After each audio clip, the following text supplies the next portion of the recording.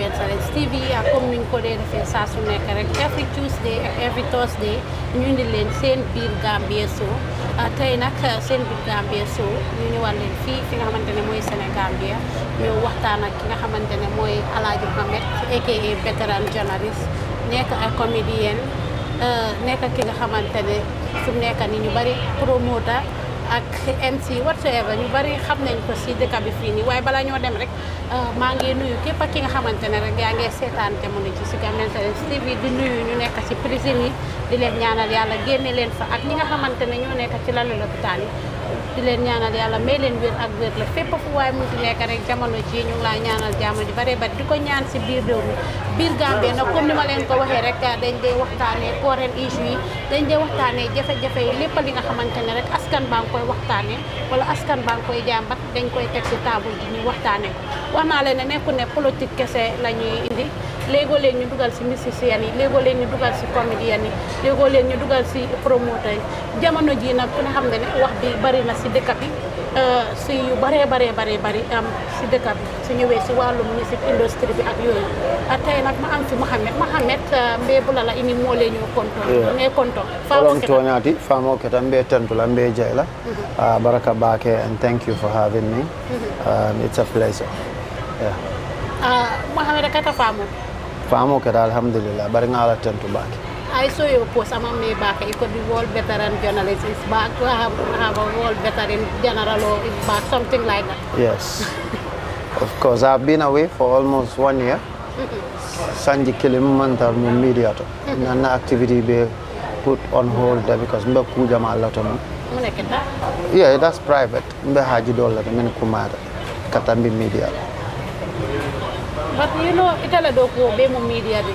So no, maybe it ila do ko jama be mo media ibe advertise. Banga nka do ko kala men warta media fonte andu mol melo. Wala fon sembo warta media. But media is an agency me along it can make you popular. But there are other avenues many along you get more money there from in fact, and those are your basics from or your primary work than even the media. But the media can give you that hype and it's not giving you money. But there are other things that I do. Many along, alhamdulillah, wala kan na demanding with nada.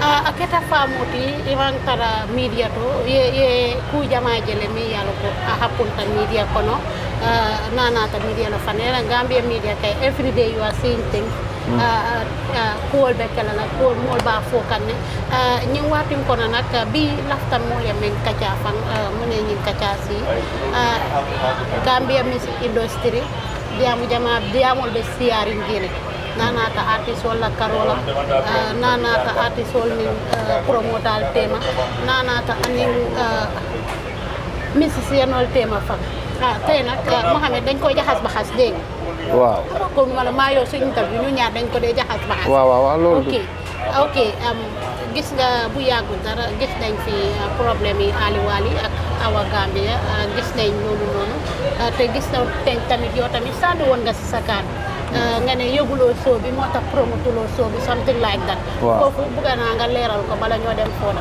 comme leeral la si show boobu noonu ñu demee parce que Donald was for yàggul dara ñu well I don't want to talk about the show okay to be honest bëgguma see wax because show la boo xam ne it was something loo xam ne man wish naa Awa Gambia mu successful. But you don't promote the show? Yes, of course, because I am paid for promotions. That's my job. If you call me and tell me about your show, I'll promote it. If you don't tell me, you tell others, that is your right and I respect it. So I don't have anything against anybody. Kuma invited abo nekunna kom chagala kom ku am rek dama dem fofu. No. You have to either invite me, I promote it for you for the sake of Allah with that respect, or you pay me, I promote your show. You understand? But nekunna show buma jis rek dama duga fofu pour lan. That doesn't give anybody value. They don't blame anybody for that. But if they don't take you to, you cannot blame anybody because you are not the only promoter. So people have to understand that. It's not always about Muhammad. There are other people that should be given chance. And those are Gambians too. So if Muhammad is not taking that, Muhammad is not seeing that as an offense. But Muhammad, it's not about Ali Wali team. Allow me, explain Ali Wali music industry. Parce que nit yi ràññee nañ la si xam nañ la si foog naa ne soo bi xew nekkul ne comme ça su la fayutee rek si nga war a promote war ngaa mën a promote wax si soo bi jàppale artiste bi ak yooyu noonu tamit. man la sa liggéey la waaye loolu tam. lu ma wax dafa leer mais bi yow nekkuloo di déglu. maa ngi laa dégg bu baax ma ne. soo amee event. whether you pay me or not but soo ma ko yegal. mun naa si duga whether you pay me or not loolu si man la des. but at least wax nga ma ko. mun naa si duga. yaa ngi understand. but soo ma waxutee sa programme nga def sa programme whether ngente la leneen la why would I go there. am I somebody koo xam ne comme dama war a toog rek ku xew nekk rek ma ñëw foofu xew bi am na rek Muhammed ñëw ku am xew rek ma dem foofu. ok kon yëguloo ko. in a nutshell. Déedéet waxuma ne yëguma ko de. Yëgaluñ ma ko. Yëgaluñ la ko. Yes. Okay, that's why. I think the Wolof is okay. Okay, yeah. That's fine. Yëgaluñ la ko, that's why I promote lo. Exactly. Yes. But I wish them the best because Awa is my very, very good sister. Yes. Suma doom la sax. Yëgaluñ la ko ñëwuloo that's fine ñu ñëw gis soo bi naka la toon ak nu mel lan nga si jàngee. It's not the end of the story. You know, we all fall. But the most important thing is when you fall, you pick yourself up again and then you move. So for me, it's not only our Gambia. That is life. Even my very self, sometimes I have some difficulties in my life. And I fall and then I have to fight back and then be on my feet and then move up again. So life goes on. So for me, that was not like a failure. There's a learning point from her. She will know what to do next better. Life is like that. So she cannot be blamed because people don't turn out to her show. Nit yi ñëwuñ wala yooyu noonu loolu is part of life. For me noonu laa ko gisee comme àdduna moom kay you must have your ups and downs. You understand? You must have your ups and downs. No matter who you are, you have your ups and downs. And then that was her down at that moment, but it doesn't mean she will never rise up again. She can even do more better next time because she knows she's going to be well prepared for another journey. So that for me, come do loo xam ne la like daf ko war a jël as a big thing. Yeah. Awa sax moom mu ngi move on wax dëgg yàlla mu ngi def lu nice depuis loolu waaye loolu noonu gis nga dafa indi woon wax bu rëy si Gambia bi si social media bi blame game si bari woon fa ñii ne TikTok si supporting show bi ñii ne promoter si supporting show bi ñii ne Gambian si supporting show bi wax boobu noonu mu yàgga dem si Gambian music industry bi always da nga dee dégg ñi ne support our own nañ sponsoring lii yow nga ak experience bi nga am mi ngi si yàggee lan nga foog ne moo waral loolu foog nga ne Gambian music right now nit yi nekkuñ di ko support parce que nit yi Alliance Franco lañ daan play ay Joko ay yooyu waaye léegi ñu ngi play ay Pencami King City Stade fooguloo ne mu ngi dem tamit lan moo waral loo turn out beeg yooyu noonu yow sax kon experience. Well, the common people ñooñu ñu ngi support. I understand. So sorry. Like the soon generation bi 100% ak benn koto yi ñooñu ñu ngi support ñu ngi jàppale ak jigéen yi tamit but for me the problem is the central government does not cater much for arts. You understand? They don't care much. I would not say they don't care, but maybe they don't know or they don't value it because xam nga maybe mun nga buga def dara sa but si yow lii lu foolish la. Understand nga? So look at all the people in the ministry. Ban minister moo dee ñëw si soo yi léegi is only maybe Bakary Badji laa dee gis mostly. yaa ngi understand? Bakary Badji laa dee gis mu ngi ñëw foofu because moom youth man la. But ñoom Amat Bah doo ko wax ST show mu ñëw du ñëw sax. Si moom dafa nekk it's a normal thing. yaa ngi understand? Wala okay the current minister of arts and culture. Maybe soo ko invite sa du la faale. Maybe du la faale. Maybe laay wax. yaa ngi understand? Maybe du ñëw foofu sax du la dégul sax. Then he's the minister of culture and then events like this they have to start to participate there. Te ñu jox ko value. Minister of tourism or minister of tourism and well, culture, something like that I may not say much, but all I know is, boy, you try. The government should cater for arts. They should promote it. They should they should put value in arts to an extent. Because it's like a career now. Lo hamne munge nek a career in your country. It can employ a lot of people. It should be a national concern. Even the National Assembly should talk about Gambian artists and comedians now. Because this is the right time to empower them. Because it's another department that creates opportunities and job and other things for people. So if you think it's not important, that means you are not trying to discourage the backway things by empowering the boys with their talent and knowledge. I understand from my way. So li moy problem in Dekabi, they don't support the youths in the right way. They don't support the youths in the right way. And they don't value what the youths are doing. Yeah, you understand? So the government should take it as a responsibility 100% responsibility to even create a budget for the artist industry and the comedians as well. This is the right time. You have a lot of talented young people in this country, but they will do it for 2-3 years. They are discouraged because there is no money, there is no sense of encouragement, there is no nothing, there is no hope for them. So lead of data need you, but you discourage. Oh, the effort they should put because they are doing other job, they are focused there. But them in Nigeria, how many multi-millionaires has the music and comedy industry created? Why Muhammad, artists, they come together and the promoters. It's not about the art. Union. Well, fine, that can be a union. They fight for their rights. There is a union already. Support and union. There is a toothless union already.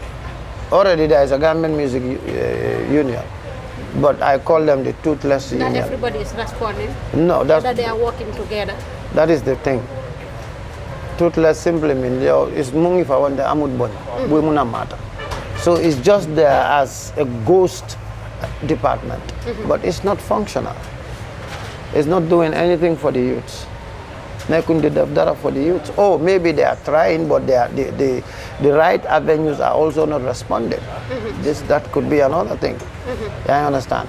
So Limo is a problem. America, how many multi-millionaires are there? Actors, comedians, you understand? Footballers and other things. Gambia, how many millionaire footballers? Very unfi. Simple changes it dollars right? We have billionaires. We don't have millionaires. There is no Gambian musician who is a millionaire. Very sad. From Jaliba Kuyata to the last man. Can neku millionaire for? Music Gambia. No, at least maybe Legi is better. At least, and that's the effort of the youths. They grind, and then the diaspora supporting them. Because, our people in the diaspora, they are very, very much contributing towards the growth of music. Because new individuals they support. There are very, very good individuals in this country. They support Gambian thing. And they want to see Gambia succeed. But there are also individuals in this country who wants to see Gambia fall. And who wants to see Gambian music industry fall. So we are trying to build it, and others are trying to scrap it to buy. So this is the problem that we are having in this country. Yo yange try pour taba amna ñoo xamne ñu ko yaha. So li moy suñ problem as a nation. Okay, right now ni benen wax mu ñëwaat. Yépp ci music industry bi. Right now ni ST mu ngi ñëw waja album bi Nala Duwa. Understand? Mu ngi ñëw launch album bi Nala Duwa. Understand? Coow bi bari mu nekk mu coincide with Wally Seck's Galadina ak Coco Ozone. ñii ne warta am ñii ne lu tax the same day every time su nekkee man my problem is ndax ST kese lañ war a fayta wala all Gambian musicians lañ war a fayta because this is not the first time amoon na fi Jalimaadi amoon na si bés kii one part bi sax amoon na si bés bu amee Manjai part concert am bi amoon na beneen artiste bu ñëwoon gisoon nañ tool out bi foofu noonu ndax foogu doone lii dafa war a nekk fight bi nga xamante ne not ST Jalimaadi ak kan Jalimaadi amoon na moo ak kan ñoo daje moom ak ban artiste ñoo fi daje woon sax you should do your homework no but I know Jalimaadi amoon na attend woon naa programme bi Jalimaadi mooy bu mu dee def independent waaw on the 18 bu mu dee def amoon na beneen musicien bu tombé woon ok bu one pack bi ak Jizzle one pack Jizzle and Vivian and Vivian Jizzle moo teg so mu invite Vivian fekk one pack show am bi mu fa then ñu daje okay because at the time people feel Jizzle has more fans than one pack so that wasn't fair but that was at least Gambian to Gambian pour nga wax si da nga moytu but at least Jizzle was but the involvement of Vivian was there. No, that's what I'm saying. I understand, but it's different from Wally Seck. So, Wally Seck fly ban Gambian nga gis fofu, and it's happening in Gambia here. Da nga gis ben Gambian artist touram. No, Gambian artist bu nekk fa, Assane Ndiaye mo fa nekk, Jalis Suso, something like that. So, da nga gis any Gambian fofu, yes or no? No, Gambian nekk fa. So that's it. Now, it's a different thing. bale at least am na Gambian bu ko def mu invite Vivian boobu soo see wasa da nga xaalal moytu tuuti yaa ngi understand at least the person who is like the headlining the show was Jizzle versus One Pac and Vivian boobu suma si bëgg a wax dama moytu tuuti because two brothers la ñoo fa nekk so loolu du ma si wax sax but okay coming to ST and then Wally Seck night loolu mun naa si wax because all the people Sénégalais moo organise show bi Sénégalais moo organise show bi gis nga Sénégalais man dama leen respect si leena anything about them they come first the flyer alone is telling you that the Senegalese always support their own can't you see that? Can't you learn from the flyer?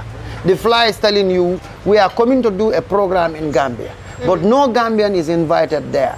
Only Senegalese artists are invited to come to that program. They will fly them from Senegal to come and perform here. Our people will go and patronize them the money, give them tables, and then buy individual ticket for 10,000. Corporate or no corporate is not my business, but it's still Gambian ground. So with no Gambian artists, and ST is having a program in the same day. Let Wally Seck be 100 million Grammy Award winner. That's not my business. My business is when ST versus any Senegalese, Jizzle versus any Senegalese, I am going to fight for Gambia.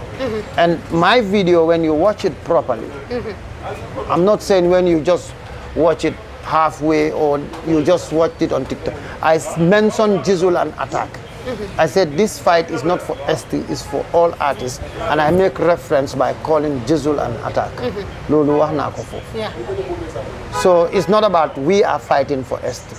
In fact, a fight for ST is a fight for Gambian artists. If you are a sensible person, anybody who has senses,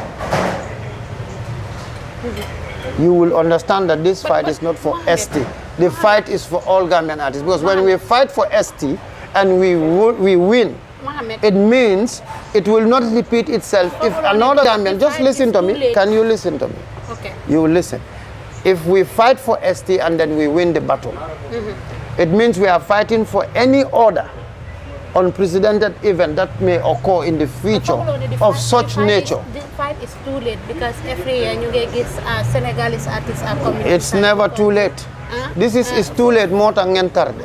No, it's not too late.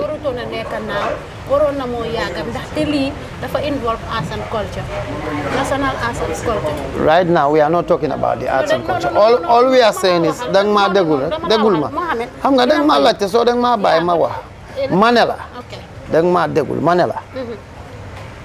no fight is late. Can you understand? If we realize it now and then we want to take it upon ourselves to fight, we will fight now. So it's never too late. In fact, it's better to be late than never. So the fight starts today and we are not stopping until and unless they stop. So I don't give a damn about whosoever is intimidated with my statement or my video. I don't care. That is Muhammed Darboe. Whatever I want to say, I will say it. If you feel anything about me, that's your business. But any artist that has to clash with a Gambian artist in this soil, and especially an artist that is trying so hard, my sister, can I come from there? No, kuma do fana. Ako kan ha fo mek ngay campagne ñaadi do. Na kuma do. No. Dañoo taxaw fii nii because li it's a nation concern laa ko mën a waxee. Every Gambian ñëpp a ngi react si lii nii. This matter moo laa wan ne Gambian si ñu ngi start di xam luñ moom, ñu ngi start di xam luñ bëgg because soo xoolee tey nekkul ne Alagie Muhammed kese moo nekk di wax ñu bare bari gis naa leen ñu ngi attaque ki nga xamante ne mooy Waka Diagne gis naa respondam mu ne compagnie ñoo sponsor so mu post flyer xanaa moom amul right si loolu noonu gis naa start nit yi am nañu ko start di saaga ak yooyu noonu ndax affaire bi saaga wala lii nii mooy faj mbir bi. Man waxuma kenn mu dem saaga Waka Diagne so ñu nekk di saaga Waka Diagne maybe mun nga leen call nga laajte leen loolu that's a question for other people man saguma waka man luma wax moy waka at least even though it's a ceremonial legend, it's not a war battlefield legend. It's a ceremonial legend. You understand? But at least understand the Gambian music trend, numde deme. And he understands the emotions of Gambians. He should learn a lot. Waka should be in the position to even advise Africell. Because lolu moy ligéyam. Ligéyam bi is to protect the interests of his company, right or wrong? Yeah. So when you are the entertainment manager for Africell, it's not for you to only promote Africell flyer that makes you a very good branding officer. No. Anything that can harm Africell, you should be in the position to advise them not to do it, or even if they do it, you show them the avenues and the methodologies that they should employ for them not to be affected. That is the role of Waka Jai. So the people that are saying Waka has right to share the flyer, we are not saying he doesn't have the right. But with his common sense and his experience, he should have been in that position to say, Africell, ST has a huge following in this country. And he's having his album launch. I'm not saying we are not going to sponsor Wali Sexo or whatever so, but let us not promote it because they clash on the same day. ST fans may see it as a conflict of interest, which is a sabotage to ST's growth. But Mohammed. No, but here, Mohammed, listen to me, let me educate the masses. No, before you educate the masses, Mohammed, ñun tamit suñu artiste dañ dee def de because da nga dee gis ne Africell léegi dañ fi dee indi every year Youssou Ndour free show fay ko ay millions jël suñu artiste yi fay leen ay 30,000 wala something like that ñu ñëw play si show bi. Yeah, because Africell, the current manager MD is my friend. The current manager is my friend, Sain. But me, Sain is a very good person when it comes to, as a person, he's a very nice guy. I have a very good relationship with him. But Africell as a company, they are not doing anything for Gambian artists.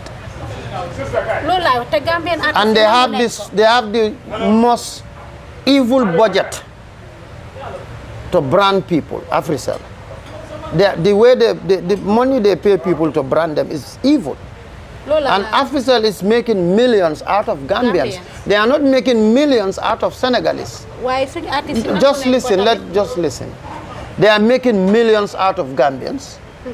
All their subscribers that they boast of are Gambians. But in return, when a Gambian artist has a program, the only thing they give you is radio advert and foolish banners. Saying you need to look into that matter. What has Africell done? Not only Africell. Go to QCell. Muhammed Jah being a Gambian. Muhammed Jah was charging Gambians $250,000 for that,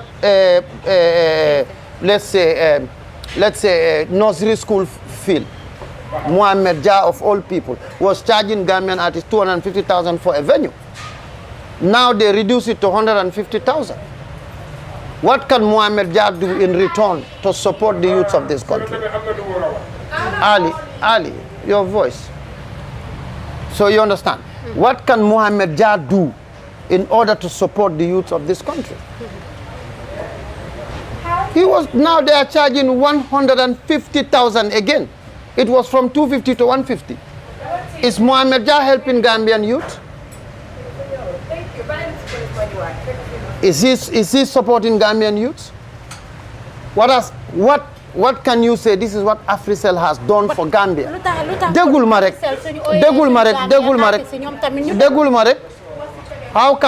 What can you say for Africell?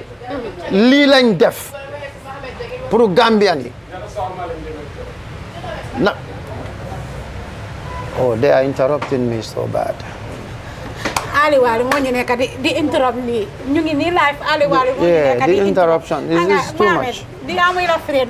Yeah, so we good, you understand? Okay. Muhammed Jah, let's say QCell, Africell, Muhammed Jah, the reason I'm calling his name because he's a Gambian. I believe Muhammed Jah should have sympathy for us as the youth of this country. At least nga ne Gambian youth si su ñoo def programme nit nga charge ko $250,000 koku su amutee dara si show bi Look at our Gambia show. The venue alone, she paid $250,000. She paid sound system $350,000. Sound system. Lamin Jai fanan multi Carla. You are charging Gambian youths for $350,000. What kind? Are you playing music for the people in hellfire? Lamin Jai charging stage and common sound system $350,000. What kind of wickedness is this? Huh? There is no structure that you can say this is built by Africell and this is built by QCell as part of their, let's say, giving back to the society. Whatever Africell makes, they are sending it back to Lebanon, whether we like it or not. And Africell is the only company that will pay you Sundur $3-4 million just for a fully show at traffic lights. Allow me to finish. You understand? Okay. So then understand? So after no problem. Okay. But how can they do that? That $4 million they are giving you Sundur for that foolish traffic light show. They can give ST 1 million, give Jizzle 1 million, Attack 1 million, Big Far 1 million. Is that a crime? There is no Senegalese company that will pay a Gambian 200,000 for advertisement, for a show. They have not done it. These people protect their interests. Foolish Gambians, we follow Senegalese. They are everything, we support them. We at the expense of our own. But the Senegalese are not forcing them to... I'm not saying Senegalese. Am I blaming Senegalese? No, but I'm blaming Gambians. Okay. That's why I said even the interviewer is not listening. Okay. You have to listen. Yeah, you understand? So what we are saying is the truth. We are not here to romanticize our statements or to even come in kanyone ne ala phone. You understand what I'm saying? I'm saying the truth. Let Gambians stop being wicked to one another. This is evil. Now, when people start to complain, Muhammed Jah has reduced it to 150,000. That's the venue. Now, as it stands. For Gambia. Yes. Africell, I understand. Any program that goes to QCell ground, you see what they do. Now, if you pay for the venue 250,000, Africell, they will not allow Africell to sponsor you, and they will not sponsor you. You paid for the ground. It's no more QCell ground. Yeah. They should separate the ground from QCell. But they are not allowing even Africell with their fake banners to come and support you. Even though it's fake banners, but at least they are doing a little bit and QCell. They charge you more money. The other communication companies that should come and also support you, they will tell you this is not accepted. Is that not called witchcraft? But Mohammed, because you paid for they don't have a choice. They don't have a choice. Do you think they are liking that? Do you think ST wants to pay 250? If you tell ST pay 100,000, he will be happy because you are cutting down his expenses. Jizzle the same thing and other people. Even Gambian millionaires, it's only those who are averagely rich that support us. But the people that we call top businessmen, they will not even pick your call. All of them are wicked people, barons of incompetent intellectual charlatans. Hey. You understand? So this is the truth. Whether we say it or not, but that's the truth. That's why most of us become, you know, you are in the media tomorrow, you are in the police station. Nima alamutebe media to tondimbela. Ibita don't roll nimbandi yalla. Because you go to a point, kodo fam kataribul. Comedian or lesun ka funkula jang katambi mobela. Tell me one successful Gambian comedian. Aman soto. Name more je fence soto je. Alonko you have another job that you are doing. Artist Jomale kodo soto. Aman soto. We are all broke. Hand to mouth long. So the only program you have, at least you can sustain yourself for 1 year, ye na wali se kanati kuno fananto pour que kele baba dimintale the crowd the same or crowd not the same or we should try. Wali is 10. You have to excuse me, this call I will take no diamo do ke ngagn diamo ke ñum kumata yéen a ngi seetaan Gambian Talents TV ñu indil leen Alagie Muhammed ba léegi rek ñu ngi waxtaanee li nga xamante ne moo nekk affaire yi STV show bi ak show yi Wally bi nga xamante ne ñoo ko inside mu nekk li nga xamante ne nag coow li bari na am si Gambia bi bu baax a baax time bi nii waaye nag foog ñu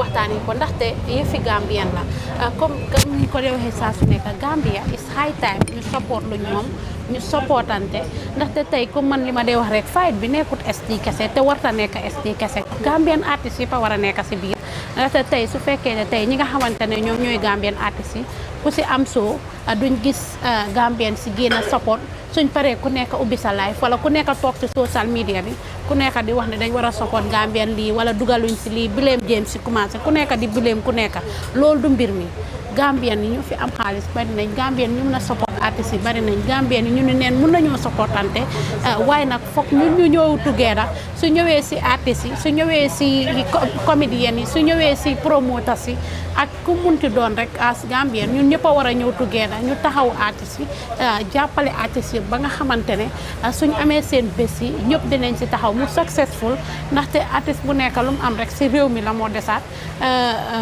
waaye artiste bu nekk lu mu am si réew mi la moo desaat tey nag ki nga xamante ne indi nañ ko Alagie Muhammed xam ngeen ko moom dafa ëppal ate jam farano la akabe jam farano la waaye fii mënu koo faral yëpp dinañ ko teg ci ere ak rek ñu waxtaanee yëfi réew mi ndaxte lii ñëpp la soxal waaye luñ si mënta demee tam ñu demee si xel te bàyyi saaga bi bàyyi xaste bi te xam ne lii xaste ak saaga bi fu nekk lu nga xamante ne mooy solution bi nga xamante ne moom moo mën a génnee problème bii nii comme maa fa la comme ni ma ko doon waxee rek problème bi nekku ne affaire yi saaga moo koo génne nekku ne affaire yi xaste moo koo génne is coming together work as Gambian work as one people ñu supportante si lu nga xamante ne moom lañ moom waaye nekkul li nga xamante ne dañoo ñëw ne tey ST moo xew la dañoo xeexal ST mënaatu ne ñu mbékkale mënaatu ne but why do you keep repeating no what I'm saying is why do you keep repeating ST la ñoo xeexal xanaa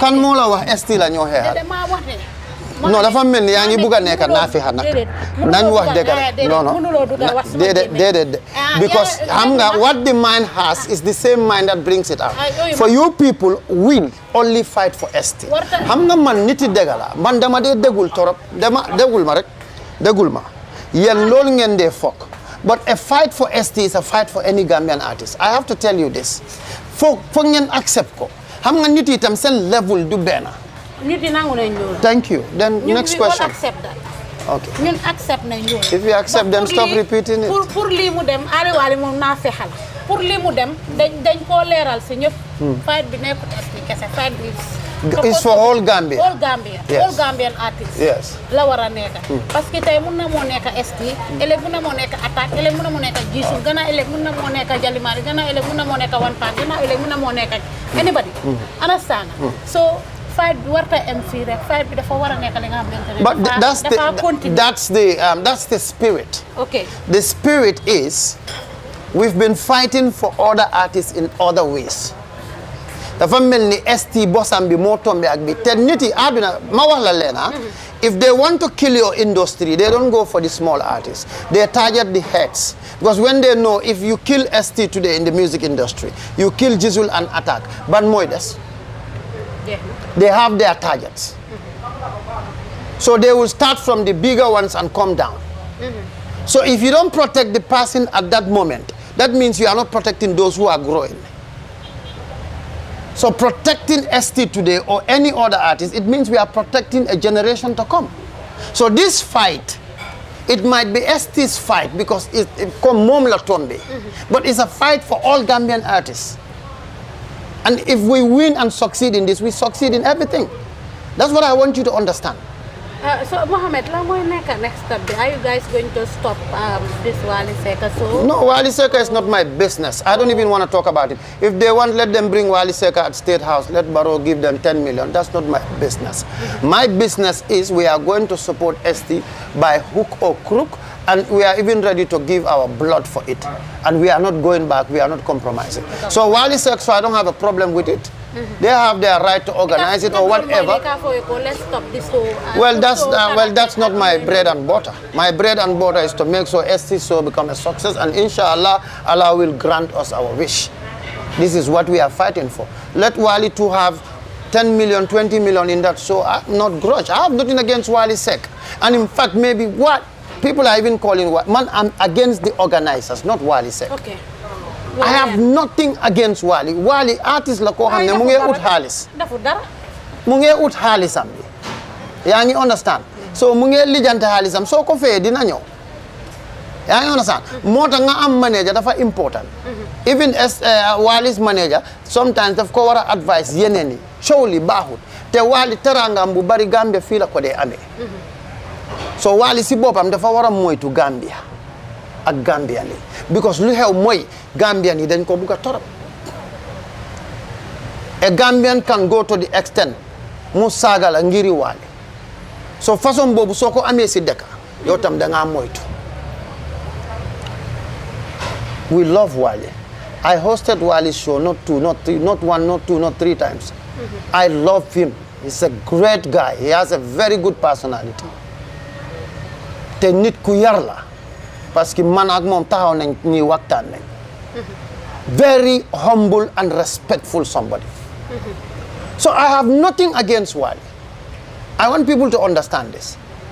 But ST noni Wally benta. Baba mbe Wally fayla tenne follow de. Ninni ST pareta nsita rigu la dula dot. Lalal basang. Man sa daf ma de ne. At the time bini ST mo lalal basang ne. Lolu moy problem. So that's it. All right. Wakay gis ngeen ko Alagie Muhammed la am. Mang si ñom Muhammed Dia pare ma fofu. Waaw fofu fi nga nekk nonu fofu baax na trop. Waaw ñom Muhammed Dia nañ am yaramande pour youth. Africell bay len di len joxe lifin e ka fo tekila kodo ala stop ka di artist wala. I 25 I 50,000 lol du yobu ben artist fen. Waka J right now fight and bi lum wara nek ñu sign artist 1 year ñu jokko 1 million. Waka 64 to 70 years yange say a flyer. You should be sharing something today, not even flyer. Nañ wax dega waka suma koto la. Wax rek Mohammed li ayena. No fok so ko aye demal tok fay. Ayena la li fa sot. Wa okay demal tok fay. Wal okay man fok ma la. 5.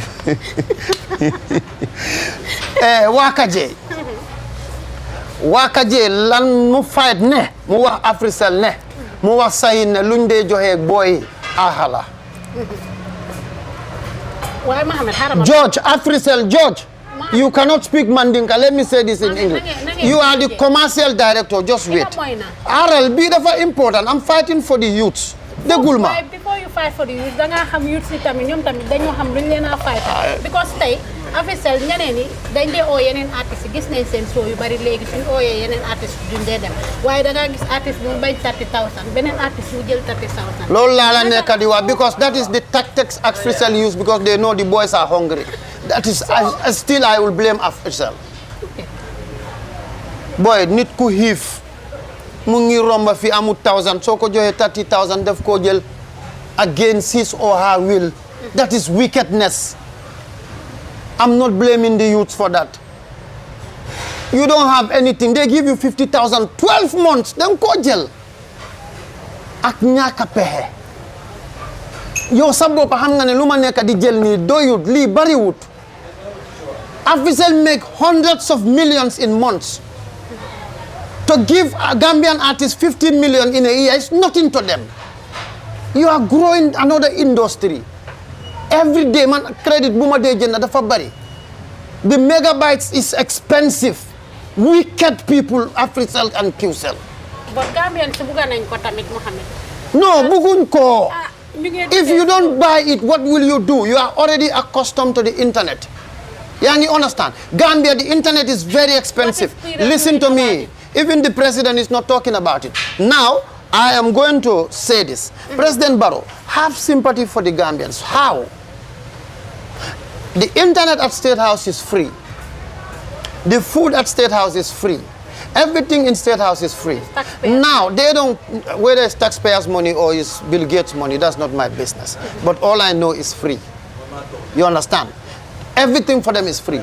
But the internet connection, every month, some people are paying 5,000, 3,000, 4,000. Kids going to school, they want to do their studies. They cannot afford it. Huh? How can these two companies, Comium is cheap, and they're still making their profit, they are going. Can't Africell and QCell do that for Gambians? Africell has been here almost 20 years, I can say. Every day the credit, pam, pam. Internet, you to war tak data nyona, param, jena. Te do de rusa, data bob. Num de nyowe, data is finished. Africell no, abukamol. Things are very expensive, especially internet connection is very expensive in Gambia. Man, dama de wax je duma saga kende, but sumay waxe dama wax. I don't care who wow. Kan lay saga. Nga ne da nga de wax do de saga ken man la yow ñam nga saga. Waaw, lan moy ñam saga? Ñam nga di first lady nga bëgg. First lady suma yaay la de bu ko indi fi koku suma yaay. Koku suma anti la duma ko musalal be aduna tukki. No, koku suma yaay. But okay, let's move on. Okay. Now, Africell and QCell. Parce que Gamcell wo useless tale. Njaka jud. It's one of njaka judu njaka yahu. Moy Gamcell. Njaka judo njaka yahu ak bon ak nekulo dara moy Gamcell. Kan mo de wa afi Gamcell. Now coming back to Africell and QCell. Sahin Muhammed Darboe. Muhammed Darboe is the CEO and Sahin is the MD. My very good friend. But Sahin, yerem len Gambiani. Sen internet bi dafa sohor la lolu nekul na fa expensive lolu sohor la. Bro, if it is cheaper for me, it's not a problem. But how many people cannot afford the internet? It's expensive. Huh? You buy 300, it cannot serve you 24 hours a day. You want to buy that every day, that's $9,000. And Pura is not doing anything about it. Pura is not Pura. Pura is... Kabama wule fe wa do fak. Batu ka jiomi. Jiomi. Buli saga de ñu ni ben jafe-jafe wala problème. Yaa ngi understand lu may wax. Parce que dëkk bi sàccakat yu mag yi ñu ngi fa. Ñun suñ tapalee nit 10,000 yóbbu nañ ñi gannaaw comptoir ñun duñ sàcca. Ñun suñ soonee lañ dee dem deal rek ñu ñëw ñu lekka tuuti. But those who stealing millions in dollars from central government, from KMC, BAC, all of them are equal. If you blame the government for anything, blame KMC for it, blame BAC for it. All of these people are just corrupt. You cannot blame Barrow for anything, you don't blame Talib for it. So they are honest. Lo blame Adama Barrow, blame ko Talib, blame ko Yankuba Darboe, blame ko Rohey Malick Lowe. Ñoom yépp benn lañ. Bu la kenn na. Billahi wallahi tallahi. Ku blame Adama Barrow for anything in this country, blame lo ko Talib nafiha nga. Man mako wa Muhammed Darboe. Kër Serigne Johnson foofu laa dëkk. Non dama laa wax rek foofu laa dëkk pour nit yi xam fu ma dëkk ragaluma dama laa wax rek soo ñëwee non dama laa wax Kër Serigne Johnson laa dëkk dama laa wax dëgg. Anything you blame Adama Barrow in this country, blame ko Talib, blame ko Yankuba Darboe. Yankuba Darboe sax dafa tane tuuti at least dama ko dee gis mu ngi fightal nit yi tuuti laay wax. ñoom Rohey Malick Lowe aj bag dem xew loolu kese la nañ wax dëgg. Lan la nekk di defar Banjul meeting bu am ñu dem ñu yëpp benn lañ. But Mohamed so many things ñu ngi xew si dëkk bi léegi ñu dugga foofu ali nga toña fo ñoy nga janjang way katu nafiki yalla ni men na mo man ku ketro alto mala ñil bekling idunta jele say ha ngata ku dot nañ wax ci yefi dëkk bi jamono ji ni gis nga ne security wise it's not up to standard ñu bare bare ñu ngi ragal li nga xamantene mo xew ci dëkk bi am robbery broad daylight ak yeneen loolu yow lan nga ci am. The police are doing their best. Okay. Man, Gambian police, dama len respect. Amgaluta, they just don't have enough resources. I'll just advise the office of the president to increase the budget of the police. Let them increase the budget of the police. They give them more pickups, so it can be very easy for them to mobile around. The police just need revenue. We have very intelligent police officers, but what is lacking is money. They need more money and more pickups. The police cannot be everywhere. We have to be also cautious. But I'm not going to say 100% they are doing their job. Robbery broad daylight kan mo la wal lolu robbery la. Do har police ñu paré. Send investigation. Can you conclude that was a robbery? Do you know whether it was something that was planned? Do you know? So we are not going to talk about that robbery because it's still under investigation. And then when anything is under investigation, I don't want to involve myself there because I know about the law. So I'm careful. So your hypocrisy will not make me to say something that I shouldn't say. No, but because you know better, and we spoke about it earlier, said this is an ongoing case, it's still under police investigation, but you just want me to say, Baro security and Biakia Jamedu Benamandumakoa. So Kobugewa, media Mungini Wako. Lobugaman Mawa, Yangi face camera, Bidokoa, and I am Lamendi. Yendangan debuga dugal niti si problem. Well, okay, let's take my Benin question, but we still ongoing problem. All right, Mohammed, conclusively, time is. Wow. No, we have 10 minutes. No, but we definitely we have 10 minutes.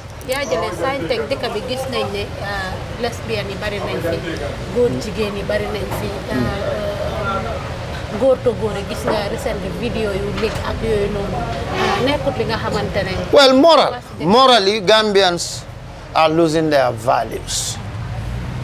The youths are losing their value because they don't learn. The youths don't learn, they don't want to learn, and they don't listen. They lose the discipline that used to be there. In the yesteryears, even the type of music we listen to contributes towards our growth and our moral excellence. You understand? Bayal telephone nga degul ma fi. Wow, interview ma nehut. Da nga understand. Da nga bayal telephone di chase fi. Wow, understand of my wa. Parce que yow la nek di waxal. Mag la deg. Okay. Su de bugg lolul tam mun nañ ko. Okay. Lu may wax moy lesbianism lo nek di wax fi. Nga gis góor to góor di téyewante si yoon wala nekkat di dem laalante loolu haram la loolu yëfi doomi haram la loolu baaxut yàlla bugut ko yàlla lu mu wax si alxuraan ne lii laa gën a bañ but nit waruloo def loolu de your creator someone that can just say kum fayakun léegi ni Muhammad go and sleep you will not wake up kooku mun na la bul def li nga ne danga koo def loolu yabaate la sa papa si boppam warul laa wax bul def li nga def ko yow yàlla mun na la lii bugguma ko te ma ko bañ nga ko def xale yu ndaw yi nii yëpp di esal fii di téye baag di sol G-string boy si besti yëpp ay caga góor lañ man foofu la dee doore gis nga góor jigéen fu mu dooree sax mooy jigéen yu dee wax ne booy bi mooy suma besti soo ko gisee si jigéen mbéj ko mu daanu a siyoy bang abe laban na ke wude yani musu wude alto muso men ka fo kel ñinam kelo mun na bestiti because wo ke one nani man laban kanola be di la mol la men ke ma akala agent fi bondi je kon wobe kerin abe kerin nya jang jambe agent fee of course agent fee photo el assista na ka keo kala besti te dron abe laban na lesbian ya keni musula teria hey nga wuliya bula but mul se lam government o nyanta mu nekela wala law bi lan la well government nyanta men kala ndama lo loi men bije but I'm just talking from a moral point of view. Okay. What the government should do, that is not my business. But I'm just speaking from an Islamic point of view. One is against our religion. Culturally, is against our culture. Listen, morally, is against our morals. Conventionally, is against us. As people of a society of values and cause, is against us. Our religion frowns at it. So I will speak from that point of view. But what the Constitution say about it, that I don't know. I don't know what the law says when you are gay, what they should apply on you. I don't know that. If you want to know, you can go and read the Constitution. Or you go and ask Barrow. He's at State House. Barrow asks how can let your own opinion? Okay. My advice will be parents. Nali al dimmenje akabago chapu kelo maka musu feŋol dum pink feŋo diata te din kewla baga sol kono ne denika pink jaje more than 5 asio alapi la fila fala pink killing kewla bayol kono kana tambada but pink fula for pink lulu hanila box a pink. Pink is just color. No, it symbolizes something. Color is dangerous, right? That color signifies and symbolizes something. It's an authority of something. You don't know, but we know. I'm a researcher. I'm a great researcher. I'm not trying to at least eulogize myself or praise myself. No, but I'm saying the fact. Malam fe kam feel. I'm feeling you. Nimpare be ngalo. Mbita janale, mbita lopitane. Ikam bude nyame. Mbe la pila le fo fa. Nko etala ngini fa. Ena after dara jol la yenat. Bari ya sotol. Nin kumate danga ko jam ko bata. Muhammad, say mune be la kala ila advice oti wala ibe muna fala Gambian artists, aben Gambian music industry. Gambian nibe artist yala akate faye mote makwela. Gambian nibe kuto mote makwela. A minister te makwela, a mansa kunna mote makwela, e badin te makwela. Ala ani mo kende killing. Minister Jania appoint week or men na week full of week saba. Aka fam busy in the official kon pour ka president o nyani ning. Na tata fo ACA fedrong ingina tela do ko la. Fam mol jajamba. Pereki be dula beto. But birim padi mu muto kumasita. Mol buke je kotenke ni mo ka connect. Yalo, you cannot fake something for too long. Sure. A man can mentita fake. Hey, if you see, position does not change individual. It only reveals who you are. So na mol jang ne palaso di la pour que mansa nyaani ni pour si comfort zone soto nyameng e ka tandi mansa la kombe do ko la bar kar sabakar nani di la e bajele tanku ite jela do ko la. Most of the people that fail presidents in Africa are the people that surround them, because ibuka tonya for mansa. The president cannot know what is happening at Senegambia right now. He wouldn't know. He's an individual. That's why he has his ministers, his directors, his protocols. No, possibly. Maybe. I don't know. But I'm just telling you from a general perspective. Okay. He would not know everything that is happening in the street. But the people that will go out for him on his behalf and they have been paid salary, they should face him and tell him, you have a career advice. Because more ma fananti. You cannot blame the president for all of this. Let's be honest. You cannot blame the president for all of this. Nimantonya from the faniala fola baba. Molie fankulu. Sunkudun niuli tadula long. Those days, young telling a melon until growing up, nimba faniala last of a comment section. Growing up as a child, Nigerian muso lakatanu luase o nyining. Sunkutu kense on. Basan Gambia sunkutu nu lakafo, they must sohla nek. 90% of them They just want to live at their own so that men can be coming to them. I'm not saying all. There are some. Many along Kafoko. Volta is genuine. Some people are renting as young women. Their rent is genuine. Very genuine. It's worth it. But 90% of them, young women today, they're just doing it for prostitution so that they can have access to men. Men can visit them anytime. Because if a subala kono keltine jube no laje. Go to these apartments. Grade 9, grade 10, grade 11. Ni apartment yol fana jahannaba din jamale be kono. A young girl, me alon ka fa grade 9, ika bungulu asaya. Another friends will cut like a stage 3-4 days. Who is paying that for them? Senegambia jang ike jana grade 9. Ibebe Caesar Sabala. Niye advice ko e feta bukama. Banda si mem mai kunto bi. Ite me alon ka foko ite bembe kereto e mahani boy noto. Niye Muhammed ja pilme. E ko ebita pilmin la. Ite siobe banda bar Muhammed siote banda because Muhammed control mechanisms la soto. No ita malo ala baraka Gambia mbal tentula mbal jaila mba fulale ala baraka Q City nga faje tep fo nga lo nyo sio kang Gambia nga nyo fasa Muhammed ja enin sahin al si ale credit ko data la ni interneto al ka Gambia diul fasa al ka kodi kendol dila because this I'm not telling birin sita jamma fo individual ole kodo di mola de gos itella individual kodo moti moral right toto. But as a company, people giving you millions, you should give back to the society. That's a must. Allah stop George saying, Muhammad al kasadadi artisolla al kodi kendo. Muhammad ka kufanne.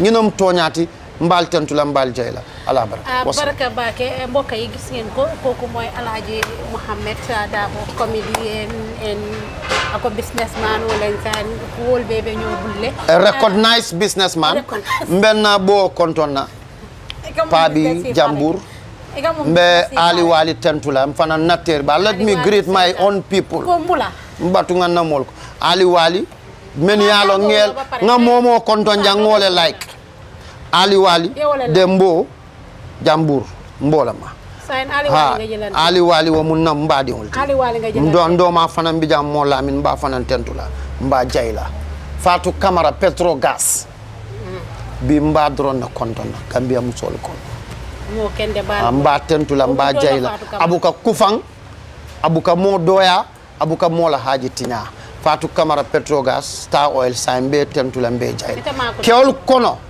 ni lafta konto ne sa konto nta ma fo kana mo konto kana nta ni mol fay nyoka kewol kono mbe joma la konto na boy drame na mo kende ba mba fole a baraka yake Gambia no len alaman alejo ngina mun na mo flol di bimbe men konto na ni mel lafta men konto na the floor is open.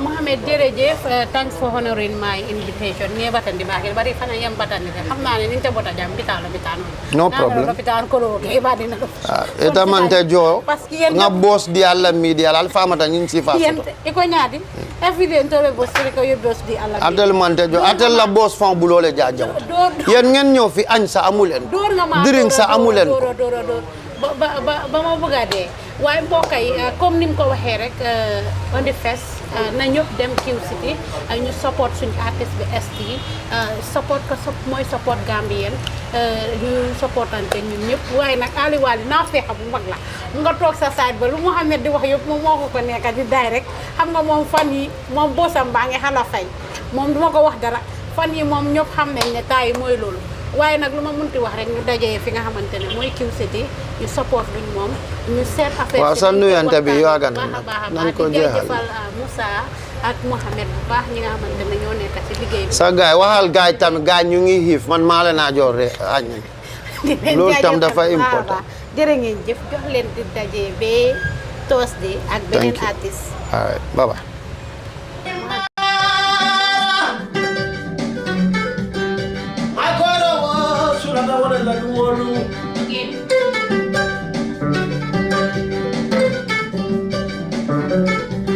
Gambia Talents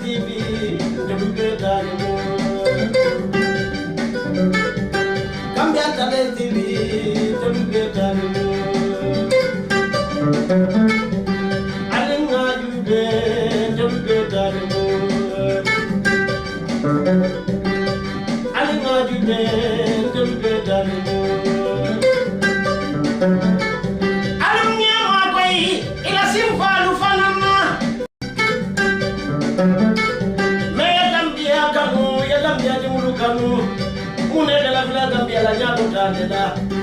Imaje Gambia talent TV na kata Gambia dula nyadula fitindi. Ndemi bijambi, moja male kanjube, moja male kanje, moja male la bidana. Obe mu Gambia diya kanole bi dunia be. Alinga yosem den tuya o Gambia. Alinga mulo ni kono. Gambia talent TV, ade Gambia dulu bele. Gambia, membe diaspora. Alunge ma koi Gambia dulu.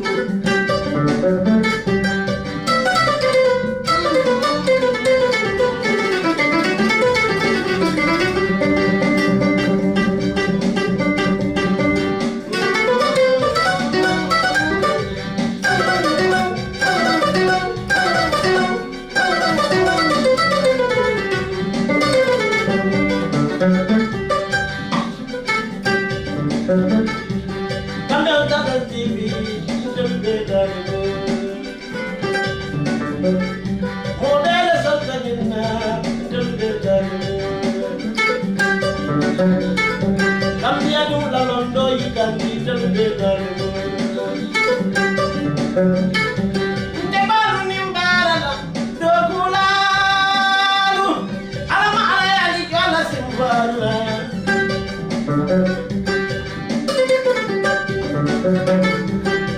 Ndulu kalje bla jama le dor ka Gambia senendiya.